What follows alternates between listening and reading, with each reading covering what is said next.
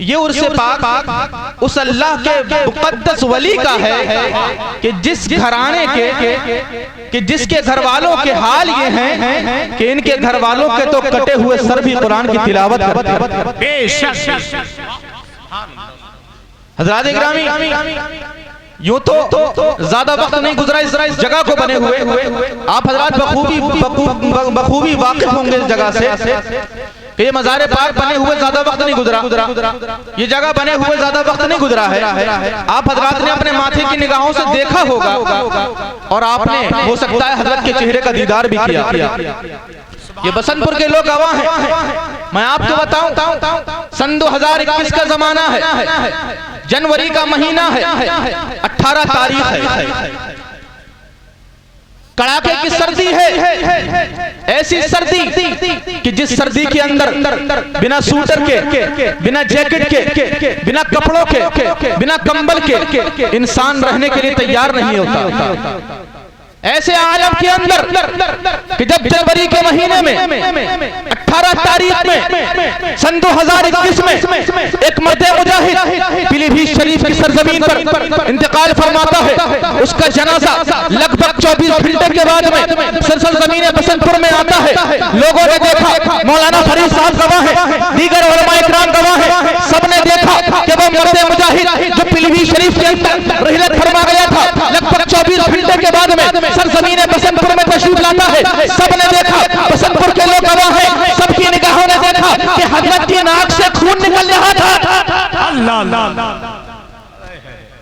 नाक से खून निकल रहा था, खून पोंछा और ऐसा लग रहा था कि जैसे किसी जिंदा इंसान के जिस्म से जो खून निकलता है।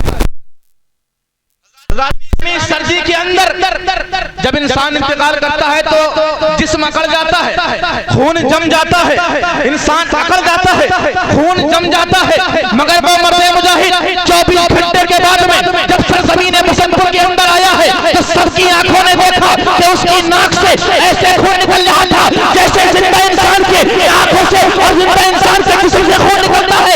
मैंने कहा मौला ये क्या मान रहा है? तो जवाब आया, अरे नबी को मुर्दा कहने वाले, अरे देखो ये आदमियां नबी नहीं है, नबी के गुलाम है। जब गुलाम है तो नबी भाई वाह, नारे तकबीर, नारे रिसालत, नारे हैदरी और से अहमदी। गादी गिरामी सल्लल्लाहु अलैहि ने ये बता दिया कि तेरी नस्ल पाक में है बच्चा बच्चा नूर का, तू है आईने नूर, तेरा घराना नूर। वाह वाह वाह। हज़रात गिरामी, आप जरा देखें, और आप तो बहुत खुश नसीब हैं कि आपने हजरत के जनाजे की नमाज पढ़ी, जनाजे की नमाज पढ़ी है। और एक अल्लाह वाले की जनाजे की नमाज जो पढ़ लेता है उसका हाल क्या होता है, बस मैं आपको ये बता दूं। हजरत राबिया बसरिया अल्लाह की वलिया है, उनके जमाने में एक चोर था जो लोगों के कफन को चुराता था। क्या करता था? कफन चुराता और कफन चुरा के अपना घर बार चलाता था, बच्चों का पेट पालता था, कफन चुराता था।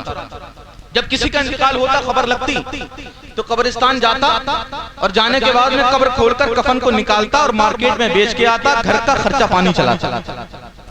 ये उस चोर का हाल था। अब वक्त की वलिया राबिया बसरिया का इंतकाल हुआ, चारों तरफ खबर फैल गई कि अल्लाह की मुक़द्दस बंदी का इंतकाल हुआ है। चोर के कानों में खबर पहुंची, बहुत तवज्जो सुनना, चोर के कानों में खबर पहुंची। चोर का काम क्या था? कफन चुराना। जब चोर ने खबर सुनी तो सोचा मेरे तो दाने पानी का इंतजाम हो गया। अब चोर जनाजे में आया और आने के बाद में वुजू किया।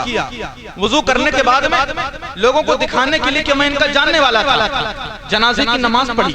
नमाज पढ़ने के बाद में जब लोग जनाजे को लेके चले और जब कब्रिस्तान पहुंचे, चोर कब्रिस्तान के बाहर रुक गया और कब्र में अल्लाह की वलिया को दफना दिया गया, पटले लगा दिए गए, मिट्टी को डाल दिया गया। सारे के सारे लोग जब जाने लगे, अब चोर इंतजार करने लगा कि कब रात का अंधेरा होगा, कब लोग सो जाएंगे, मैं चुपके से कब्रिस्तान जाऊंगा और जाने के के बाद मैं इस कफन को चुराकर मार्केट में बेच कर के आऊंगा, घर का खर्चा पानी चलाऊंगा। दिल में इरादा गलत था। हज़रात गिरामी रात का सन्नाटा छा गया, वो वक्त भी आ गया, लोग सो गए, तमाम के तमाम लोग सो गए, रोडों पर सन्नाटा छा गया, लोग आराम करने लगे। हज़रात गिरामी सन्नाटा फैल गया। अब चोर अपने इरादे को अपने इरादों को मुकम्मल करने के लिए चुपके से कब्रिस्तान आया और आने के बाद में हज़रत राबिया बसरिया की कब्र के पास में पहुंचा और पहुंचने के बाद में राबिया बसरिया की कब्र की मिट्टी को हटाया और हटाने के बाद में जैसे ही पटलों को हटाया और पटलों को हटाने के बाद में जैसे ही राबिया बसरिया के कफन को पकड़कर और उसको उखाड़ना चाहा, अल्लाह की मुक़द्दस वलिया राबिया बसरिया ने चोर के हाथ को पकड़ लिया। चोर के हाथ को पकड़ लिया और पकड़ के इरशाद फरमाया, अरे जन्नती होकर जन्नती का कफन चुराने आया, शर्म नहीं आती? जन्नती होकर जन्नती का कफन चुराने आया, शर्म नहीं आती? अब चोर एक तो हैरत में ये पड़ गया कि मुर्दा कब से बोलने लगा, मुर्दा कब से बोलने लगा। और दूसरी हैरत इस बात की थी कि ये कैसे कह दिया कि जन्नती होकर जन्नती का कफन चुराने आया है। चोर ने सोचा ये अल्लाह की मुकद्दस बंदी है, जरूर ये अल्लाह वाली है जो अपनी कब्र के अंदर मेरे हाथ को पकड़ रही है, जरूर ये अल्लाह की मुकद्दस बंदी है। मगर ये तो समझ में आ गया ये अल्लाह की बंदी है, मगर ये समझ में नहीं आया कि जन्नती होकर जन्नती का कफन चुराने आया है। ये इन्होंने कहां से कह दिया? मैं मानता हूं कि ये तो जन्नती है, मगर मैं कहां से जन्नती हो गया? मैंने तो पूरी जिंदगी चोरी किया है, मैंने तो पूरी जिंदगी कफन को चुराया है, मैंने तो पूरी जिंदगी गलत काम किया है, मैंने तो पूरी जिंदगी गलत कामों को किया है, मैं कहां से जन्नती हो गया? राबिया बसरिया से इरशाद फरमाया, ऐ अल्लाह की मुकद्दस बंदी जरा ये तो बता कि जन्नती मैं कहां से हो गया? अरे तू तो जन्नती है, अब जरा जवाब सुनो। राबिया बसरिया इरशाद फरमाती है, अरे बेशक तू गुनाहगार था, बेशक तू खताकार था, बेशक तू सियार था, मगर सुन तूने जब से मेरे जनाजे की नमाज पढ़ी है तो अल्लाह ताला ने सिर्फ तुझे नहीं बल्कि मेरे जनाजे की नमाज पढ़ने वाले हर एक बंदे को जन्नती बना दिया। शान है अल्लाह वालों की कि जो जनाजे की नमाज पढ़ लेता है तो अल्लाह ताला जन्नती बना देता है। सुभान अल्लाह। बस एक आखिरी बात सुन लें आप हज़रात, मैं तो बोलता ही रहता हूँ, बाहर के मेहमान हमारे यहाँ को मौका दिया जाए। जहाँ पर आप बैठे हैं ये अल्लाह वाले का मजार भी है और आप जो देख रहे हैं ये मदरसा भी है। जिस जगह पे आप बैठे हैं मदरसे की जगह है और सैयद साहब की यही ख्वाहिश थी कि इस गांव में मदरसा तामीर हो जाए, इस गांव में मदरसा तामीर हो जाए। और बसंतपुर के लोग बहुत नसीब हैं कि वो काम पूरा हो गया है। सुभान अल्लाह। मैं अल्हम्दुलिल्लाह भरे मिंबर के ऊपर और भरे मजमे में ये ऐलान करता हूं कि मैं बसंतपुर का हूं। सुभान अल्लाह।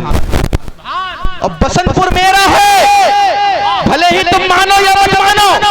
लोग सोचते होंगे कहीं ऐसा ना हो सैयद साहब मदरसा बनवा के चले जाएं और लोग मदरसे पर कब्जा कर लें। अरे बेशक ऐसा हो सकता था कि मैं मदरसा बनवा के यहाँ से चले जाता, मगर मेरे दादा यहाँ पर जलवागर हैं। अरे जब तक ये रहेंगे ये फकीर इसी बसंतपुर में रहेगा। नारे तकबीर, हाथ उठाकर सारे लोग जवाब दें।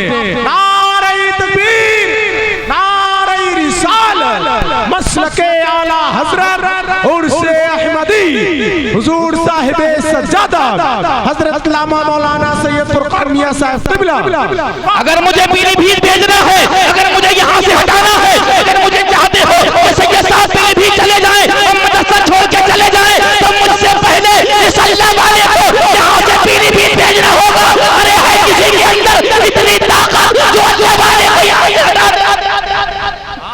क्या बात है, क्या बात है। तो ये गलत फहमी निकाल दो दिलों से कि कहीं ऐसा ना हो सैयद साहब मदरसा बनवा दें और मदरसा बन के तैयार हो जाए और सैयद साहब छोड़ के चले जाएं पीलीभीत। ऐसा मुमकिन नहीं है। अगर ये मजार यहाँ नहीं होता तो हो सकता है मैं चला जाता, मगर जब तक ये मजार रहेगा ये फकीर इसी बसंतपुर के अंदर। और एक बात और बता दूं, ये बसंतपुर मेरा है और मैं इस बसंतपुर का हूँ। कितने लोग सहमत हैं? हाथों को उठाओ, हाथों को उठाकर बताओ। बसंतपुर मेरा है, मैं इस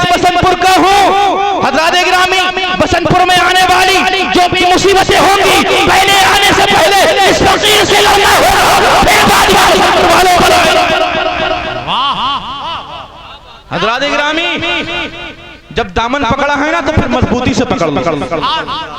जब दामन थामा है तो मजबूती से थाम लो और ये बता दो कि ऐ सैयद साहब, ना हमने तुम्हारा दामन बसंतपुर में छोड़ा था, ना हमने तुम्हारा दामन पीलीभीत में छोड़ा था, ना हमने तुम्हारा दामन बरेली में छोड़ा है, ना हमने तुम्हारा दामन यहाँ छोड़ा है। हजरात गिरामी, इस अल्लाह वाले ने अगर तुम्हारा दामन यहाँ पे पकड़ लिया तो ना दुनिया में छोड़ेंगे, ना कब्र में छोड़ेंगे, ना मैदान महशर में छोड़ेंगे।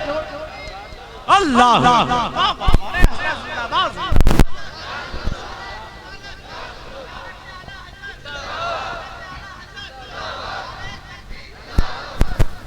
बस यही मेरी आखिरी बात थी। इंशाअल्लाह मदरसा बनेगा और मदरसे के अंदर बसंतपुर के और इलाके के बच्चे पढ़ेंगे। इंशाअल्लाह यहाँ पर जन्नत आपको दिखाई देगी कि जन्नत होती क्या है जब बच्चे पढ़ेंगे। और मेरे आका की हदीस पाक है कि जिस जगह कुरान पढ़ा जाता है वहाँ फरिश्ते नाजिल होते हैं उस वक्त। बस यही आखिरी बात है। वाखिर दावाना अल्हम्दुलिल्लाहि रब्बिल आलमीन। अस्सलाम वालेकुम।